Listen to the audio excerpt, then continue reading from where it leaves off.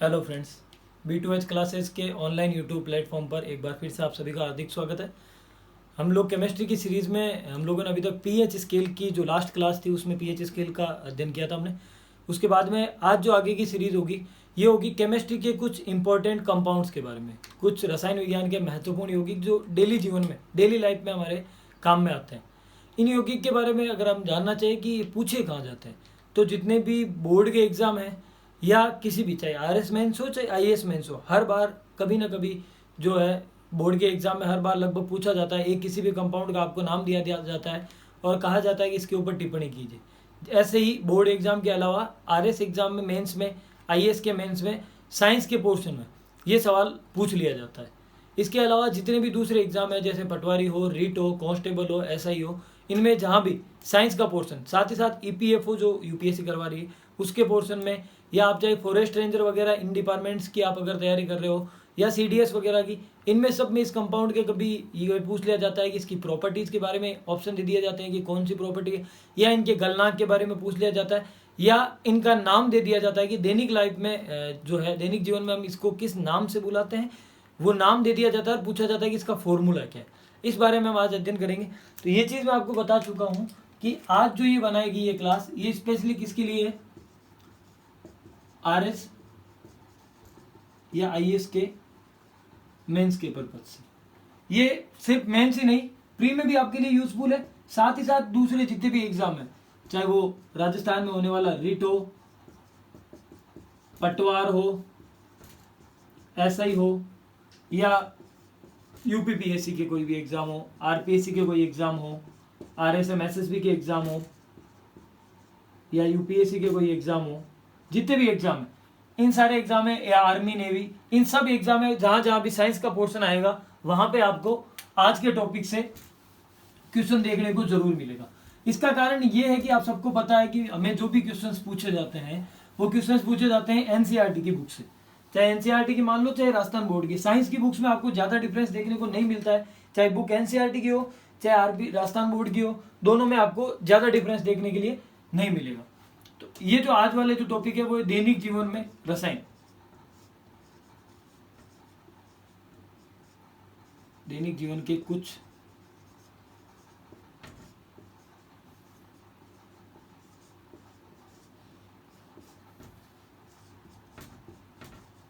महत्वपूर्ण रासायनिक यौगिक,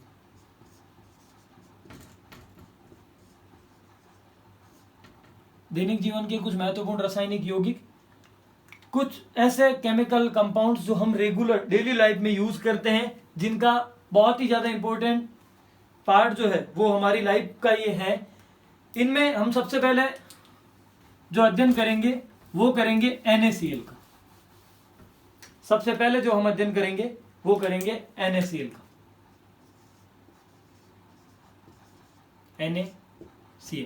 NaCl इसका फॉर्मूला है। अगर इसको रासायनिक नाम दे तो रासायनिक नाम इसका होता है सोडियम क्लोराइड। Sodium chloride. और दैनिक भाषा में या आम भाषा में, चलन की भाषा में हम लोग क्या नाम लेते हैं इसके लिए, नमक। इसको अपन क्या बोलते हैं, नमक। तो सोडियम क्लोराइड जिसको अपन नमक कहते हैं। पहला फैक्ट, आपसे मेंस के एग्जाम में ये पूछा जाता है कि सोडियम क्लोराइड पे टिप्पणी कीजिए, या आपसे बोर्ड एग्जाम में पूछा जाता है और आपको क्या लिखना है। देखिए, सबसे पहले आपने लिख दिया कि सोडियम क्लोराइड ही होता है, फिर इसको नाम लिख देना कि इसे साधारण नमक भी कहते हैं, इसे साधारण नमक भी कहते हैं। दूसरी बात, साधारण नमक कहने के साथ साथ इसकी पीएच वैल्यू जो है वो है 7। पीएच वैल्यू क्या है इसकी, 7 है। याद रखना, मैंने आपको पहले भी बताया था कि एक अम्ल होता है, एक सार होता है, एक लवण। लवण मतलब नमक, नमक मतलब पीएच कितनी होगी इसकी, 7 होगी। NaCl भी एक प्रकार का लवण है, नमक बोलते हैं इसको आम भाषा में, और इसकी पीएच क्या है, 7। दूसरा फैक्ट। तीसरा फैक्ट आप ये बना सकते हो कि इसकी प्रकृति उदासीन होती है। इसकी प्रकृति क्या होती है, उदासीन। पीएच 7 होगी तो इसकी प्रकृति भी कैसी होगी, उदासीन होगी। प्रकृति कैसी होगी इसकी, उदासीन। तीसरी बात अगर मैं करूं, ये इसके नेचर के बारे में होगी कि इसका नेचर कैसा है या क्या नाम है इसका, इसकी पीएच कितनी ये होगी। अब बात करते हैं, तीसरी बात लिखनी होती है हमको कि इसका निर्माण किससे किया गया, निर्माण किससे किया गया, तो इसकी मेकिंग रिएक्शन, इसकी मेकिंग रिएक्शन क्या है। यहां पे जो मेकिंग रिएक्शन होती है सोडियम क्लोराइड के लिए किसी भी प्रकार की मेकिंग रिएक्शन यूज नहीं ली जाती है। उसका कारण क्या, देखिए सोडियम क्लोराइड जो है ये नमक है, और नमक हमें पता है कि हमारे जो है पृथ्वी के ऊपर जो है ज्यादातर मात्रा में पानी है। पानी भी कौन सा, समुद्र का खारा पानी।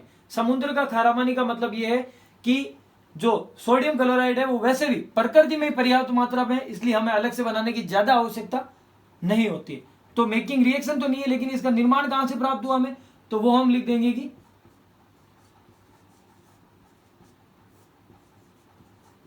समुद्र के जल को सुखाकर। आपने बहुत बार सुना होगा खारे पानी की झीलें, वो खारे पानी की झीलों से भी हमें सोडियम क्लोराइड प्राप्त होता है। तो समुद्र जल को सुखाकर हमें क्या मिलता है, समुद्र जल को सुखाने पर क्या मिल जाता है, सोडियम क्लोराइड। सीधी सी बात है, अगर आप समुद्र जल को सुखाओगे तो आपको सोडियम क्लोराइड ही नहीं, उसके साथ कुछ अशुद्धियां भी मिलेगी, कुछ इंप्योरिटीज भी मिलेगी। वो इंप्योरिटीज कौन कौन सी है, पहली इंप्योरिटी है उसके अंदर मैग्नीशियम क्लोराइड MgCl2, और दूसरी है calcium chloride CaCl2। Magnesium chloride और कैल्शियम क्लोराइड, Mg मतलब मैग्नीशियम, Ca मतलब कैल्शियम और Cl मतलब क्लोराइड। मैग्नीशियम क्लोराइड और कैल्शियम क्लोराइड, ये दो प्रकार की इसमें अशुद्धियां मिली होती। अब नेक्स्ट क्वेश्चन आपके दिमाग में ये आएगा कि इसको प्योर कैसे किया जाए, इसकी प्योरिटी को कैसे बनाया जाए। तो देखो इसकी प्योरिटी के लिए जो हमें जो समुद्र से जो पानी मिलता है, समुद्र से जो खारा पानी मिलता है या सोडियम क्लोराइड का जो संतृप्त विलयन होता है, उसको बड़ी बड़ी टंकियों में भर देते हैं।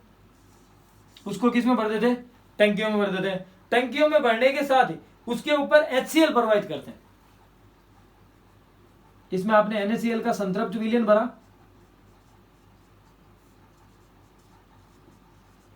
और इसके ऊपर कौन सी गैस प्रोवाइड की, HCl। क्या प्रोवाइड किया, HCl। HCl जैसे ही आप प्रोवाइड करोगे, ये जो सोडियम क्लोराइड है ये अवक्षेपित हो जाएगा। NaCl का क्या हो जाएगा, अवक्षेपण हो जाएगा, अवक्षेपित ये हो जाएगा। ये होगी इसकी प्योरिटी के बारे में। तो हमें इतनी चीजें पता चल गई। साधारण नमक इसको बोलते हैं, इसकी pH 7 होती है, प्रकृति उदासीन होती है। निर्माण के लिए क्या यूज किया जाता है कि समुद्र का जो खारा जल है, समुद्र के उस खारे जल का यूज किया जाता है। उसमें इंप्योरिटीज होती है, प्योरिटी निकालने के लिए, इंप्योरिटी को हटाने के लिए और इसको प्योर करने के लिए, शुद्ध करने के लिए इसमें क्या डालते हैं, HCl। अगली कुछ चीजें होती है वो आपको लिखनी होती है, गुण और इसका यूज, उपयोग। ये दो इंपॉर्टेंट चीजें। जहां भी आपसे किसी भी केमिकल कंपाउंड के बारे में पूछा जाएगा, आगे जो भी हम 6-7 जो भी रासायनिक यौगिक पढ़ेंगे उनके बारे में जो भी पूछा जाता है, उसमें 2 गुण 2 यूज, 2 गुण और 2 यूज आपको याद होना ही चाहिए। अगर आप बोर्ड स्टूडेंट है तो आप जनरली यूज के अंदर एक लाइन यूज कर सकते हैं, प्रयोगशाला में अभिकर्मक के रूप में, प्रयोगशाला में अभिकर्मक के रूप में। क्या मतलब हुआ इसका, सीधी सी बात है कि केमिकल कंपाउंड कैसा भी हो उसका लेब में यूज तो होगा ही होगा, लेब में उसका यूज होगा ही होगा। तो यूज में एक पॉइंट सब में आप लिख सकते हो, क्या,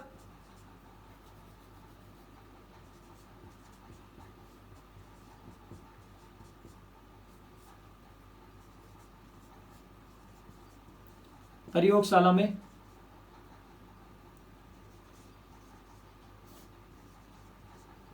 अभिकर्मक के रूप में, लेब में इसका यूज किया जाता है।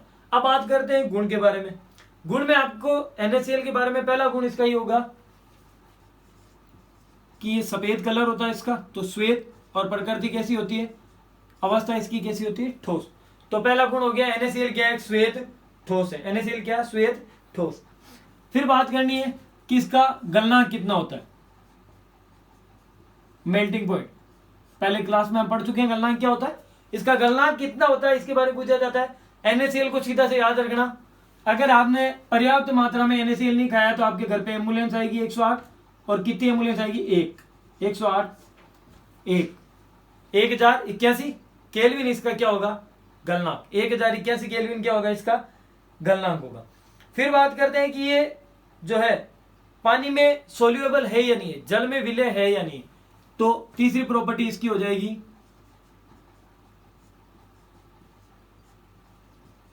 ये जल में क्या है, अत्यधिक विलय है।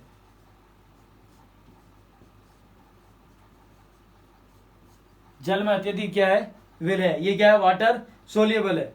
फिर है कि अगर इसको आप जल में डालते हो तो विलय होने का मतलब क्या हो गया कि ये जल में आयनित हो जाएगा।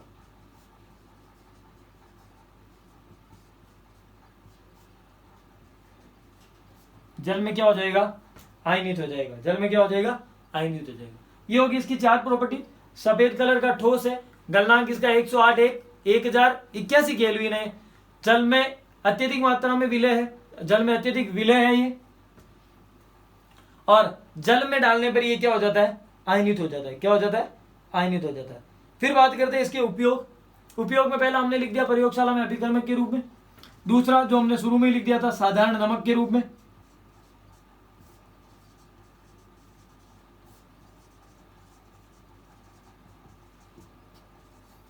दूसरा हमने क्या लिख दिया था, पहला प्रयोगशाला अभिकर्मक, दूसरा साधारण नमक के रूप में, तीसरा लिखेंगे हिममीकरण मिश्रण के रूप में।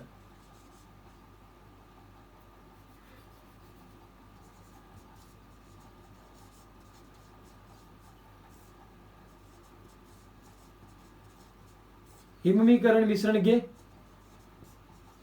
रूप में मतलब आइस बनाने का जो प्रोसेस होती है उसमें मिश्रण के रूप में किसका यूज किया जाएगा, सोडियम क्लोराइड का यूज किया जाएगा। फिर चौथा फैक्ट होता है कि सोडियम क्लोराइड का मोस्टली यूज कहां होगा। आगे हम जितने भी सोडियम से बनने वाले हम जो कंपाउंड देखेंगे केमिकल, वो सारे केमिकल कंपाउंड सोडियम क्लोराइड से ही बने होंगे। तो हम लिख सकते हैं चाहे वो NaOH हो, चाहे वो Na2CO3 हो, चाहे वो NaHCO3 हो, ये सारे किससे बनेंगे, इनके निर्माण में अभिकारक के रूप में, इनके निर्माण में अभिकारक के रूप में इसका क्या किया जाएगा, यूज किया जाएगा। पहला हो गया अपना सोडियम क्लोराइड। सोडियम क्लोराइड के बारे में क्या क्या हुआ था, इसको साधारण नमक कहते हैं, इसका फॉर्मूला NaCl है, इसको बोलते हैं सोडियम क्लोराइड है। इसका निर्माण जो होता है वो समुद्र जल से, जो खारा पानी प्राप्त होता है समुद्र का, उस खारे पानी को सुखाने से प्राप्त होता है। उसमें कुछ इंप्योरिटी होती है जो मैग्नीशियम क्लोराइड और कैल्शियम क्लोराइड होती है, उसमें HCl प्रवाहित करते हैं। HCl प्रवाहित करने पर जो बनता है वो क्या होता है, अपना NaCl जो होता है वो अवक्षेपित हो जाता है। NaCl के अवक्षेपित होने के बाद में हमने पढ़ा था कि उसके गुण में पढ़ा था कि 1081 केल्विन उसका क्या होता है, तापमान होता है 1081 केल्विन। 1081 केल्विन तापमान के साथ साथ वो सफेद कलर का ठोस होता है। सफेद ठोस के साथ साथ हमने देखा कि जल में बहुत ही ज्यादा मात्रा में विलय होगा और इसका जलीय विलयन क्या होगा, आयनित होगा। फिर यूज में देखा था कि ये प्रयोगशाला में अभिकर्मक के रूप में यूज होगा। ये जो है साधारण नमक के रूप में होता है, ये हिममीकरण मिश्रण के रूप में यूज होगा। NaOH Na2CO3 और NaHCO3 के रूप में भी यूज होगा। साथ ही साथ इसका यूज होगा, NaCl का यूज होगा वो खाद्य परिरक्षक के रूप में, फूड प्रिजर्विंग में जो यूज होगी वो भी क्या होगी, NaCl। अगला हम पढ़ेंगे कि sodium hydroxide NaOH।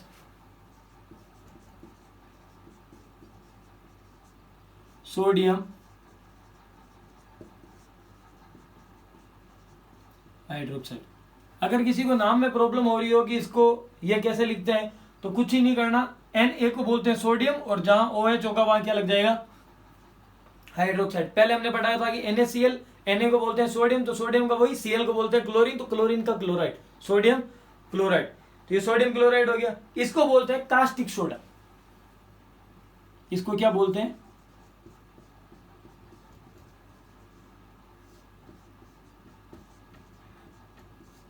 Caustic soda.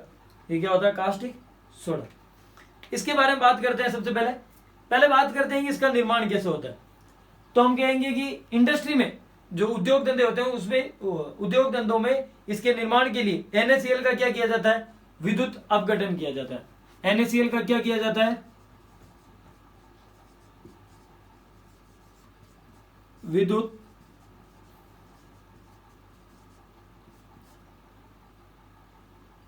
अपघटन। NaCl के विद्युत अपघटन। जो सोडियम क्लोराइड होता है उसको इलेक्ट्रिसिटी के जो करंट होता है, करंट प्रोवाइड करके उसमें पानी में मतलब जलीय विलयन में NaCl को डाल के उसमें करंट प्रोवाइड किया जाता है, जिसके कारण NaOH का निर्माण होता है। कैसे होता है वो पता करते हैं। देखो केमिस्ट्री में जब भी विद्युत अपघटन होगा दो नाम यूज लिए जाएंगे, एक लिया जाएगा एनोड,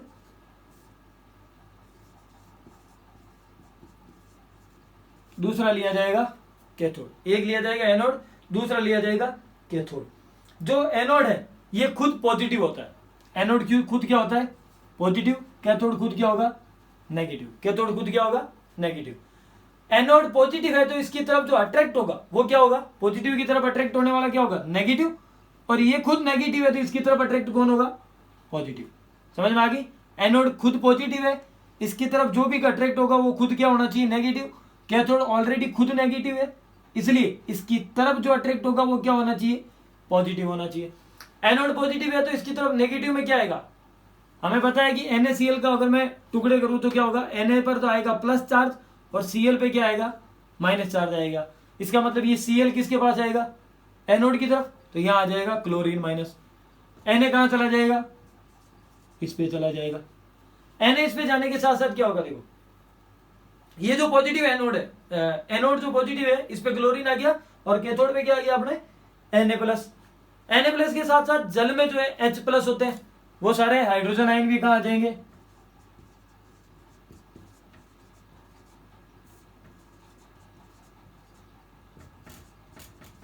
ये हाइड्रोजन आयन ये भी कहां आ गए? सारे के सारे कैथोड पर आ गए। कहां आ गए? सारे कैथोड पर आ गए। हाइड्रोजन गैस भी कहां आएगी? कैथोड पे आएगी। इस प्रकार जो है ये सारी अभिक्रिया जैसी होगी।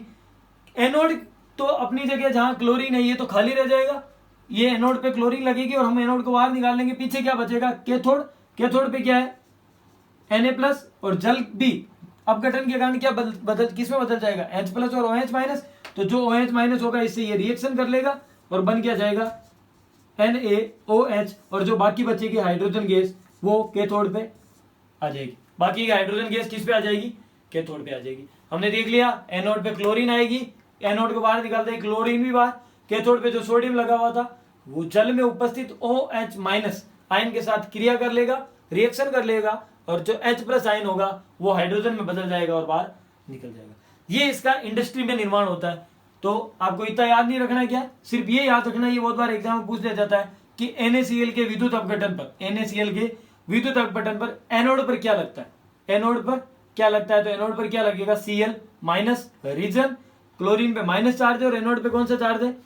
प्लस चार्ज है, इसलिए क्या होगा? ये क्लोरीन लग जाएगा। ये भी पूछा जाता है कि हाइड्रोजन गैस जो है वो कहां बनती है? तो वो कहां पे बनेगी? कैथोड पे बनेगी। याद रखना जहां पे कैथोड नाम आएगा उस पे सारे पॉजिटिव चीजें जुड़ेगी, जहां एनोड नाम आएगा उस पे सारी नेगेटिव जुड़ेगी। ये इसकी पहली रिएक्शन होगी, निर्माण की पहली विधि हमने देख लिया। अभी इसके इसमें जो है NaCl यूज किया है, जो हमने पहले NaCl के यूज में लिखा है कि NaCl के उपयोग कहां किया जाता है? कि NaOH के निर्माण में। दूसरी इसकी मेकिंग की रिएक्शन क्या होती है वो भी देख लेते हैं। हम लेते हैं NaCl और NaCl को सीधा जल में डाल देते हैं। NaCl को क्या किया? जल में डाल दिया। NaCl को जैसे ही जल में डालेंगे हम देखेंगे कि ये Na प्लस, ये माइनस, इसका टुकड़ा करो तो OH माइनस और H प्लस, ये Cl माइनस, सॉरी ये Na प्लस जो है ये किसी अक्रिया कर लेगा इस OH माइनस से, तो ये क्या बन जाएगा? NaOH plus. Cl minus H plus से क्रिया नहीं करेगा। क्यों नहीं करेगा वो हम आगे देखेंगे। रिएक्शन आएगी उदासीनीकरण की अभिक्रिया। उदासीकरण की अभिक्रिया में हम देखेंगे कि ये रिवर्स रिएक्शन नहीं होती है, इसलिए ये Cl माइनस एक और Cl माइनस से अभिक्रिया करेगा और क्या बना देगा? Cl2। ये H प्लस एक और H प्लस से क्रिया करेगा और क्या बना देगा? H2। ऐसे हम देखेंगे Cl माइनस, यहाँ Cl माइनस एक है, यहाँ Cl एक है, वहां दो है तो ये दो हो गया। Na दो है, यहाँ एक है, ये दो हो गया। यहाँ H2 दो है, वहां कितने? दो और दो चार, तो यहाँ दो लगा दिया, ये चार हो गया। ऑक्सीजन यहाँ दो है और यहाँ भी दो है। तो ये जो रिएक्शन है इसको मैं वापस एक बार लिख देता हूं। 2NaCl 2H2O रिएक्शन करने पे क्या बनेगा? 2NaOH plus Cl2 plus H2। ये अपनी रिएक्शन होगी, ये इसके निर्माण की अभिक्रिया होगी। सोडियम क्लोराइड में सोडियम क्लोराइड को जल में मिलाने पर सोडियम हाइड्रोक्साइड का निर्माण होता है, क्लोरीन और हाइड्रोजन गैस क्या होती है, निर्मित होती है। अब बात करते हैं इनकी प्रॉपर्टीज के बारे में, इनके गुण के बारे में। गुण क्या क्या है सोडियम हाइड्रोक्साइड के, गुण क्या क्या है। पहला गुण हमने वहां देखा था कि वो श्वेत ठोस है। ये क्या है, श्वेत चिकना ठोस है। ये क्या है, श्वेत है, सफेद है, लेकिन ये क्या है, चिकना है। श्वेत चिकना ठोस, पहला क्या हो गया, श्वेत चिकना ठोस है। उसका हमने देखा था कि 108 1081 केल्विन तापमान है। इसका है 591 केल्विन, 591 केल्विन। इसका 591 केल्विन क्या हो गया, इसका गलनांक हो गया। फिर बात करते हैं कि ये जल में विलय है नहीं है, तो इसमें लिखेंगे कि ये जल में शीघ्र विलय है, बहुत ही जल्दी जल में विलय हो जाता है। ये बहुत ही जल्दी और बहुत ही इजीली जल में विलय हो जाता है। फिर आगे देखेंगे कि ये इसकी प्रकृति कैसी है। हमने पहले एक बार अम्ल और सार में देखा था कि जिसके लास्ट में OH माइनस आ जाता है वो क्या होता है, सार होता है। तो इसकी प्रकृति क्या हो गई, परबल सार। हमने देखा था पहले की क्लासेस में। अगर आपने नहीं देखा तो इस वीडियो को पूरा होने के बाद में वो क्लासेस देख लेना। प्रबल सार देखा था हमने, NaOH क्या होता है, प्रबल सार होता है। फिर बात करते हैं इसके अलावा कोई प्रॉपर्टीज। तो ये जो है प्रबल सार होने के कारण इससे क्या होगा, देखो प्रॉफिट क्या है प्रबल सार का। अगर ये प्रबल सार है तो ये क्या होगा, जलीय विलयन इसका क्या होगा, आयनित होगा। इसको भी जब आप जल में डालोगे तो क्या होगा, ये आयनित होगा। जलीय विलयन आयनित होने का मतलब जैसे ही जल में डालोगे ये किस में बदल जाएगा, Na हमेशा प्लस चार्ज में रहेगा और OH किस चार्ज में रहेगा, माइनस में। ये उनका क्या हो जाएगा, जलीय विलयन हो जाएगा। अर्थात ये प्रबल विद्युत अपघट्य, प्रबल विद्युत अपघट्य। फिर बात करते हैं इनकी यूज की। यूज में हमने पहले ही देखा था, यूज में क्या लिखना है, पहला पॉइंट सब में सेम है। कौन सा, इसका यूज कहां होगा, लेबोरेटरी में, लैब में इसका यूज होगा। पहला हमने देख लिया लैब में यूज होगा। दूसरा देखो NaOH का लैब में यूज होने के साथ साथ साबुन हो या सिल्क हो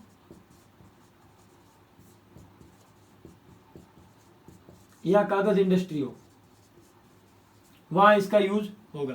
साबुन हो या सिल्क हो या ये कागज की इंडस्ट्री हो, वहां पे इसका यूज होगा। फिर बात करते हैं और कहां यूज होगा, तो हम लिखेंगे वसा हो या तेल हो, उनके किसमें निर्माण में, वसा या तेल के निर्माण में यूज होगा। वसा या तेल के निर्माण के साथ साथ और कहां होगा, तो इसका यूज होगा पेट्रोलियम के शोधन में, पेट्रोलियम के शोधन में, प्योरीफाई करने में पेट्रोलियम में यूज होगा। साथ ही साथ इसका यूज कहां होगा, बॉक्साइट के धातुक्रम में,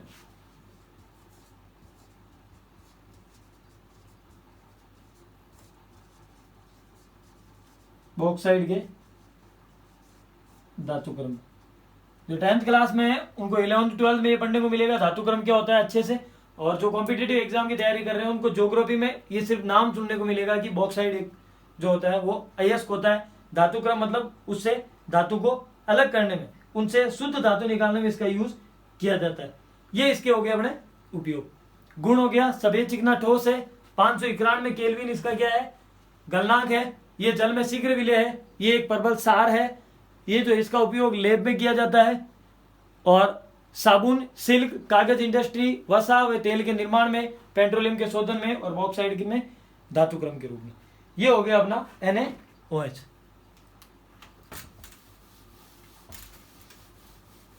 आज की क्लास में ये दो ही टॉपिक पढ़ेंगे अपन, NaCl और NaOH। एक चीज आप याद रखना, आपसे किसी भी यौगिक के बारे में पूछे तो पहले उसकी मेकिंग रिएक्शन अगर कुछ हो तो वो लिख दो।